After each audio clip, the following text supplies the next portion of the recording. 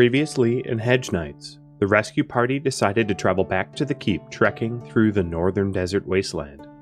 The pantry was expanded to prevent critters from eating the Adlet's wheat and pumpkins. Megahoof distilled as many batches of hybrid extract as he could. The rescue party returned to the keep having rescued Klein, but Dave had fallen unconscious from high toxic exposure. Madsy and Tangier ventured out seeking coal and salix trees. Episode 26, Arboretum. While Tangier and Madsy were away seeking salix trees, Megahoof shared his plan with the rest of the Adlets. Given enough resources, he wanted to surround the keep with salix trees and create a pollution-absorbing buffer that would keep smog at bay, and pair the Arboretum with walls for layered protection. Committing to such a project would be a massive endeavor, so he told the others to think upon his proposal. It was time to convert the northern section of the farm to Nutrifungus to build up a supply for the bison, and Megahoof asked Lazarus and Sappho to plant some additional Hurud as well, because the extracts were burning through their supply.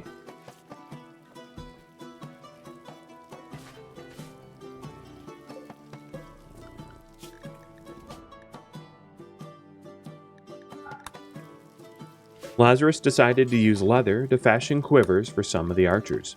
It was unfortunate that the arrow tips pierced linen and cotton fabrics too easily to make quivers. The Adlets had so little leather, it would have to be handled with care.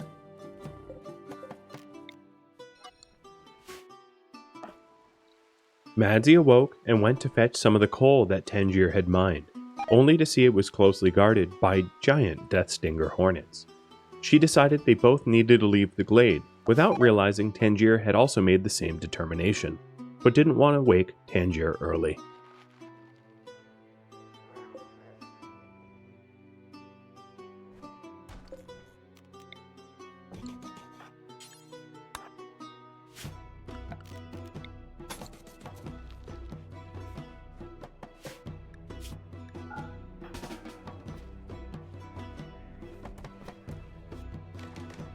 Madsy attempted to sneak past the hornets to fetch more of the coal, but found it difficult not to disturb the giant insects. Tangier then awoke, so Madsy returned to the camp, and both shared their thoughts about leaving the glade at the same time, resulting in a good morning laugh.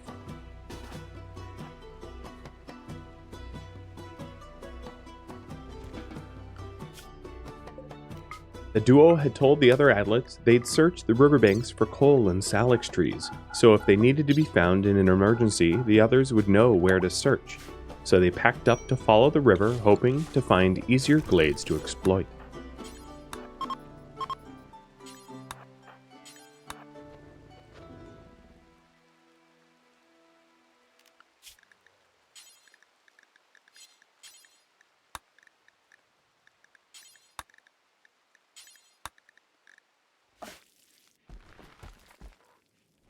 Having thought on Megahoof's proposal, the other Adlets, except for Tangier and Madsy as they were away, all agreed that a perimeter salix arboretum was a worthwhile project, and they were happy to help as much as they could.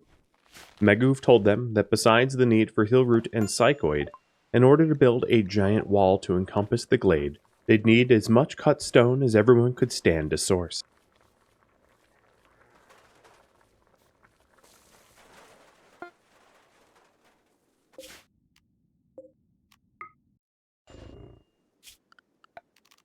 Meandering down the river, the two miners spotted another glade, but this one showed a lot more promise, as there was no giant hornets guarding the trees and coal, so the two decided to stop.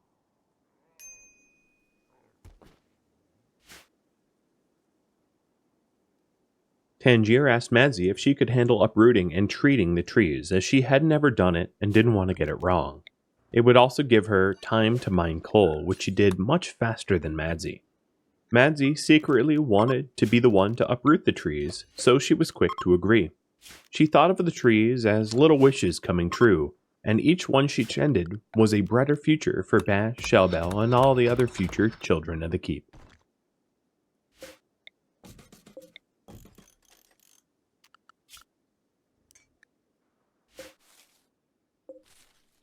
It dawned on Megahoof that if Madzi and Tangier were successful at finding 3 more Salix trees, they'd not have the bison power to bring them home.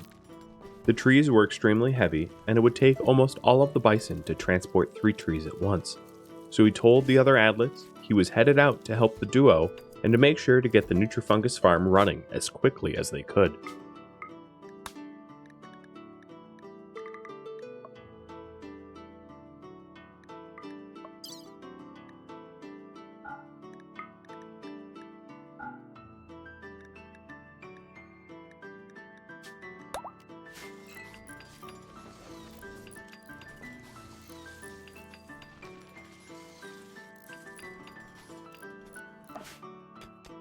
Coal was easy to mine compared to iron or stone, and Tangier easily cut through the outcrop.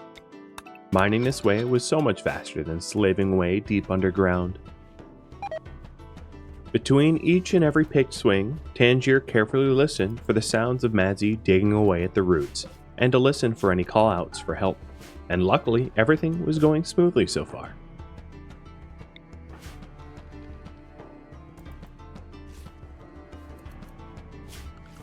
The Nutrifungus plot was ready for spores, so Sappho and Lazarus got to work planting fungus for the bison to eat.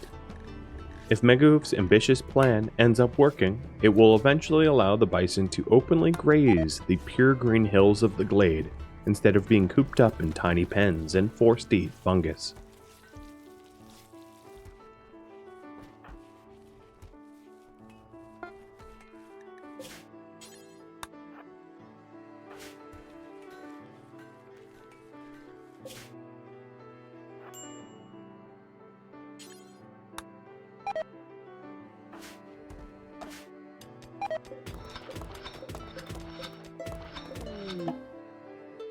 Tangier failed to notice Megahoof approach, and before he could greet her, she fell asleep in her bedroll.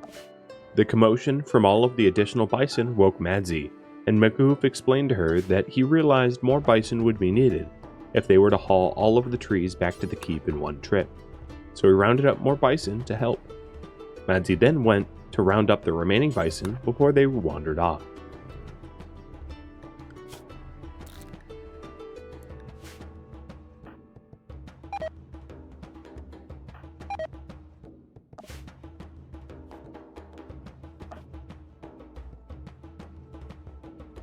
Once all of the bison were corralled, Megahoof settled into his own bedroll to sleep. Madzi, on the other hand, was a night owl, so she set out to uproot more trees while the 2 adults slept.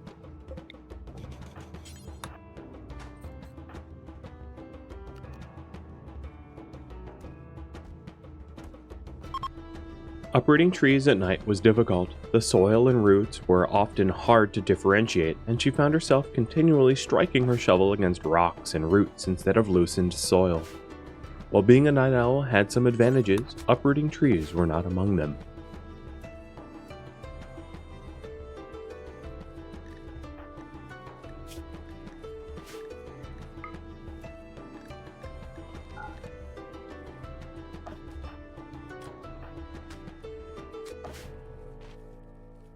When Megahoof awoke, he heard Madzi digging away at one of the 3 Salix trees. He joined her, and they chatted about Megahoof's plan for the Arboretum. Madzi loved the idea. She asked if it would be possible to have gardens just for flowers, like they did in the High Kingdoms. Megahoof said of course.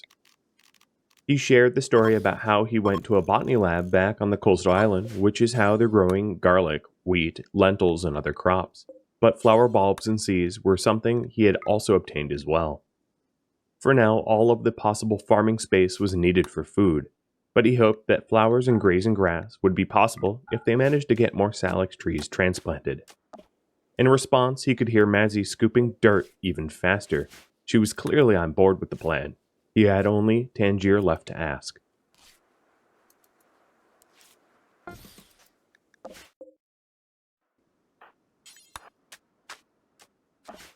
The growing season in the Katrara forest was coming to an end. Temperatures were hovering around freezing, and the plants were barely growing at all.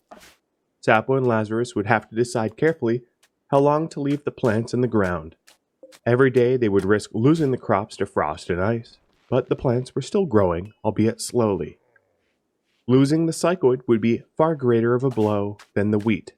They had plenty of wheat in storage, but all of the cycoid was brewed and distilled into extracts already.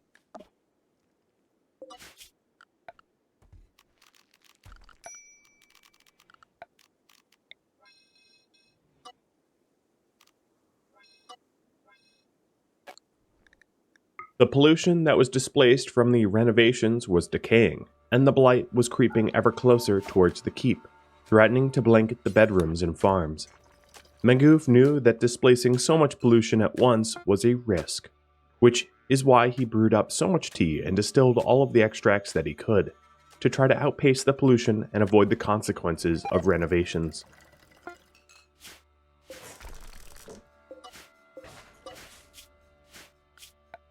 All 3 salix trees were uprooted and treated. It was time to return to the keep. Magoof described his plan to Tangier. Her only concern was the availability of stone, and that more people might need to be trained to mine and quarry, because she was concerned that her and Mazzy wouldn't be able to source enough stone fast enough for the walls.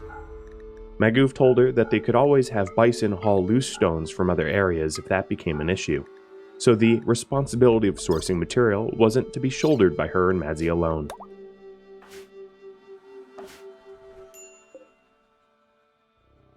Not all of the coal could be packed onto the Bison. They were already overburdened by salix trees. Magoof told the other 2 to leave the bedrolls and unpackable coal behind, and someone would come by to fetch the rest as soon as they got home.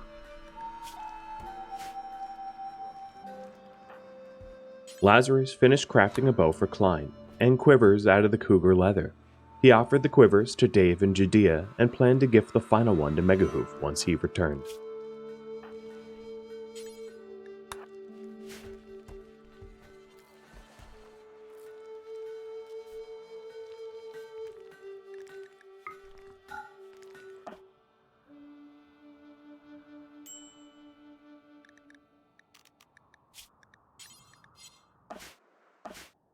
Pollution started to creep into the corners of the keep. The decay outpaced transplantation efforts.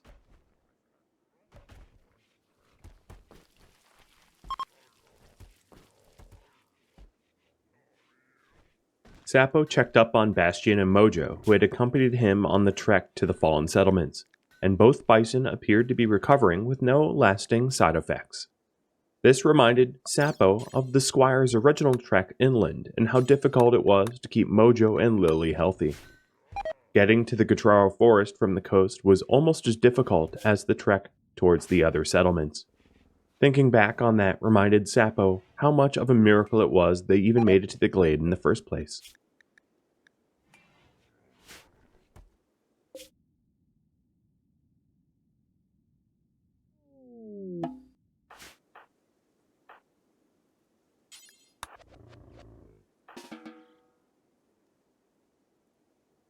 The travelers returned just before nightfall, weary of the effort it took to haul 3 trees and an abundance of coal back to the keep. Magoof noticed that the bison pens were all mixed up, and sorting out which bison belonged where would be a bit of a nightmare. Although adlets were innately skilled at handling animals, managing multiple pens could still be a bit of a headache. Magoof had originally planned to return both Lily and Mojo back to their coastal home, as bison were as precious to Hillinor Island as it was to the squires, but he hadn't the chance to make the trip to the coast.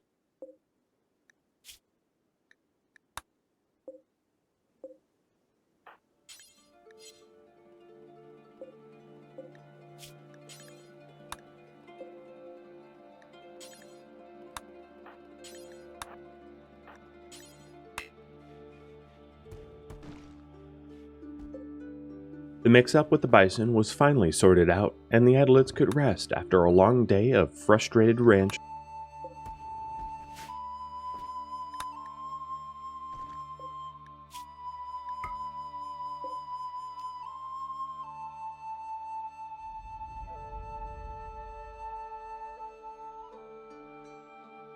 Three new salix trees would be used to plant a boundary arboretum.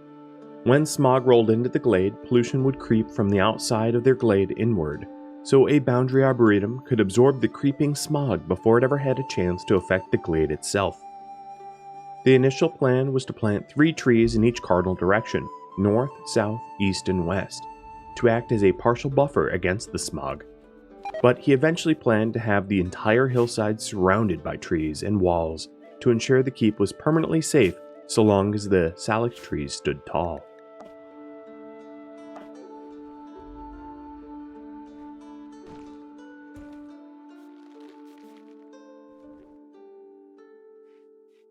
The squires still had more extract, so as soon as some adlets could be sent out to fetch the remaining coal and bedrolls, more trees could be uprooted and transplanted for greater effect.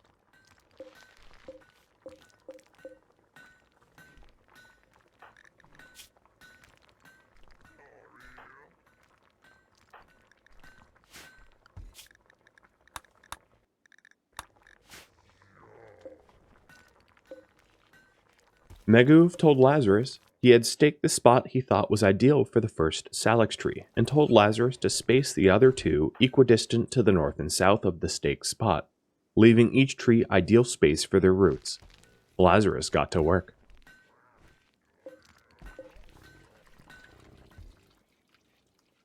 With the help of the bison, he hauled it out to the edge of their glade and nestled it between 2 marshes. He then carefully paced out how much space the roots required, knowledge obtained from yesteryear when they attempted to grow nutrifungus around a geyser, and then staked 2 more spots for the remaining 2 trees.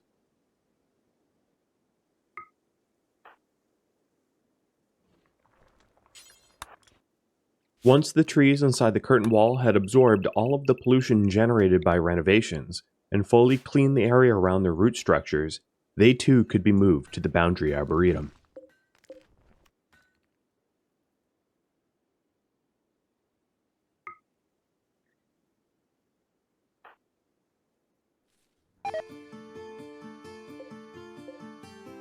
Outer walls were to be included in the design to slow down ingressing raid parties and control the direction of their attacks. Eventually, Meguhoof hoped that all of the land inside the outer perimeter wall could be cleaned, allowing for massive fields of wheat, grazing pastures, and vegetable gardens to support relocating the Hillinora Island communities to the mainland.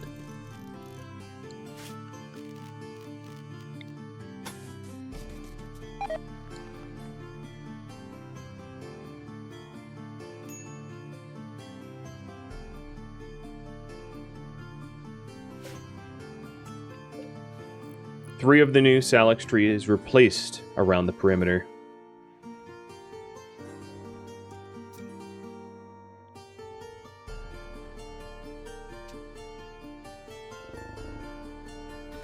Tangier asked if she could return to the coal she had mined with Lazarus, offering them a little romantic getaway, and if Judea and Meguhoof could look after Shellbell while they were away.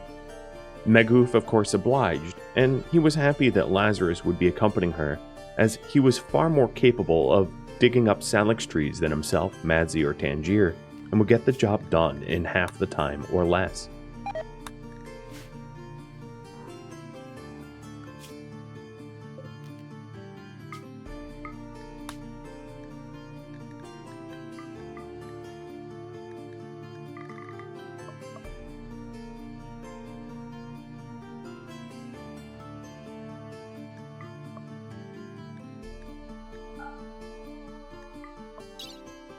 Tangier told Meguhoof they'd look for salix trees following the river to the southeast and would be back in just a day or so. She wouldn't continue to mine as they likely had the coal needed to last the entire winter already.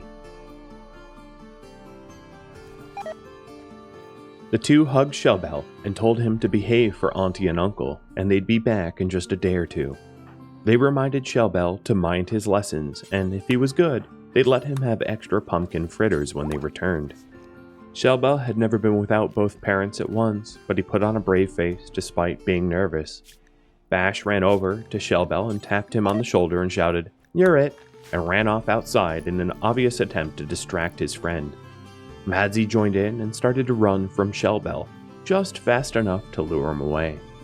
Tangier smiled at Lazarus, and the two set off in the noonday sun.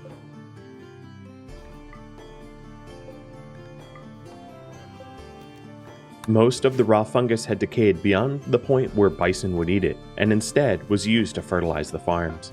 The adlets would need to feed the bison the stockpiles of hay, meaning that threshing the wheat by hand was likely going to need to happen as well.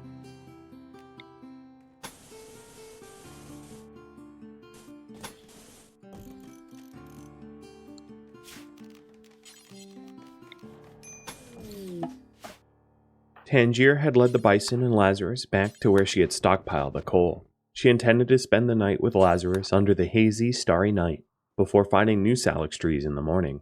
The only thing she wished she had was a double bedroll, but sleeping side by side would suffice.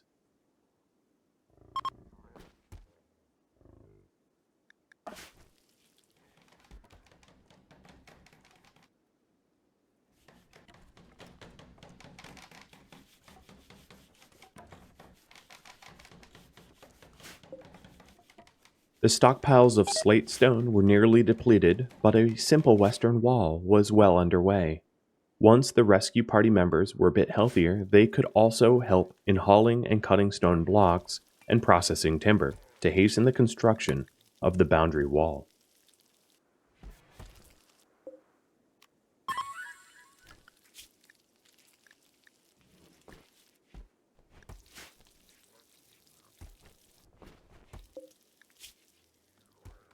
The northwestern corner of the glade was very marshy, and the adlets would need to build a network of posts to support lighter wooden walls to encompass the perimeter. Perhaps Meghuv could devise a way to properly drain sections of the marsh. Some kingdoms had used similar technology to build stonework bridges to cross wide rivers, but for now, wooden posts and walls would be enough.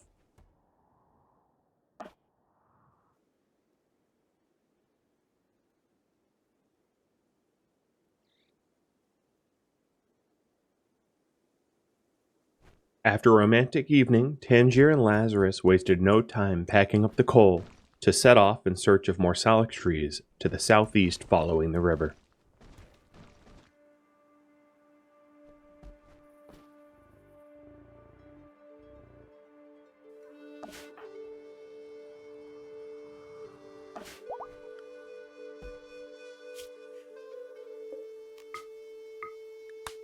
They even found some packaged Mackie that was sloppily left behind and packed it up as well.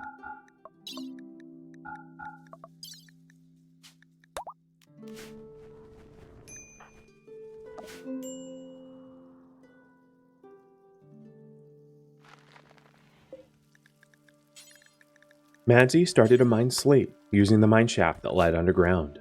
Meghu thanked her for her initiative and told her that if she grew tired of being underground, they could always haul slate to the glade from other outlying areas.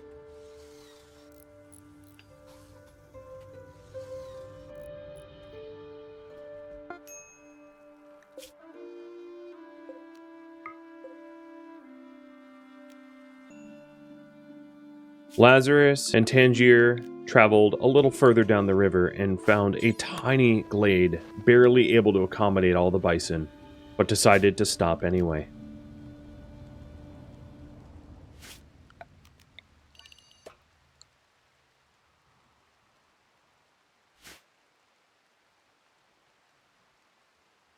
The couple scanned the area for death stinger hornets and found none, but also struggled to spot salix trees as well.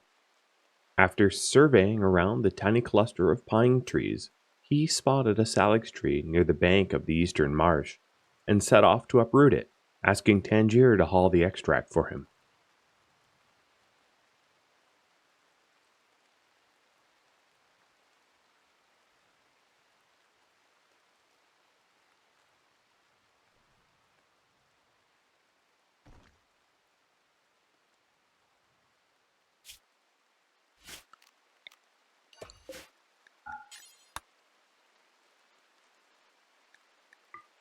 And another tree spotted close to the first one, likely only one more yet to be found.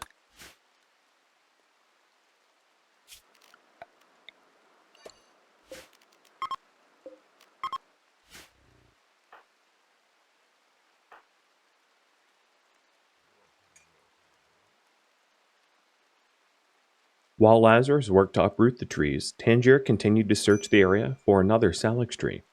In the Guitarro forest, they always found that the trees grew in clusters of 3, sort of like the leaves of a clover, but didn't know why there were always clusters of 3. In the Rhiza forest, salix trees didn't cluster and often would be found as singletons or couplets, and most areas had none at all. After an exhaustive search, she finally spotted the final tree to the southeast, and told Lazarus she'd haul the extracts to each one.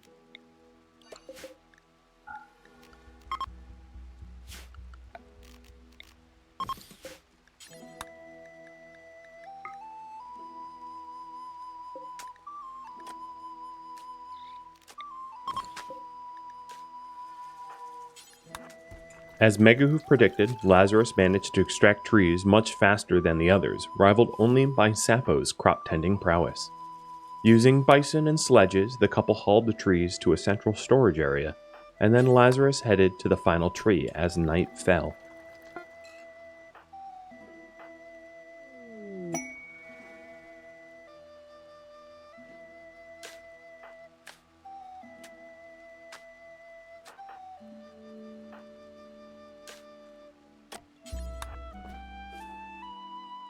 Even more ambrosia bushes cropped up in the purified area within the curtain wall. With winter closing in on the glade, it was doubtful any more ambrosia would be harvested this year, but come springtime, the Adlets would have quite the bounty of ambrosia fruit.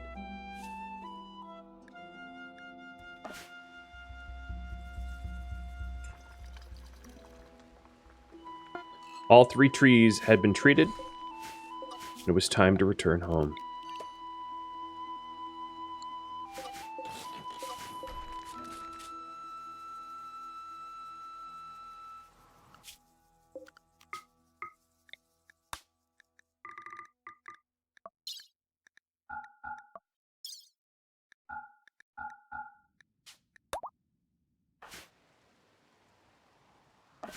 In just a few short days, thanks to the abundance of ambrosia, psychoid, and hillroot, the Adlets managed to double the amount of trees in their glade.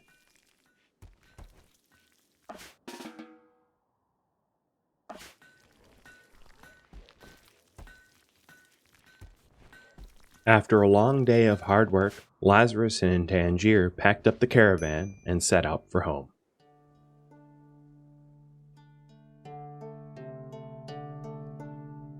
Thank you for watching episode 26 of Hedge Knights Arboretum. If you're one of my Patreon patrons, I've posted a poll to Patreon to help decide what to do next in Hedge Knights. If you would like to become one of my Patreon patrons, a link can be found in the description of this video. If you would like to support me as a content creator, please consider liking, subscribing, and sharing this content with your friends. Thank you so very much for watching, and a special thank you to my Patreon patrons, Twitch subscribers, and viewers like you that support the channel. I'll catch you in the next episode. Farewell, my fellow Adlets.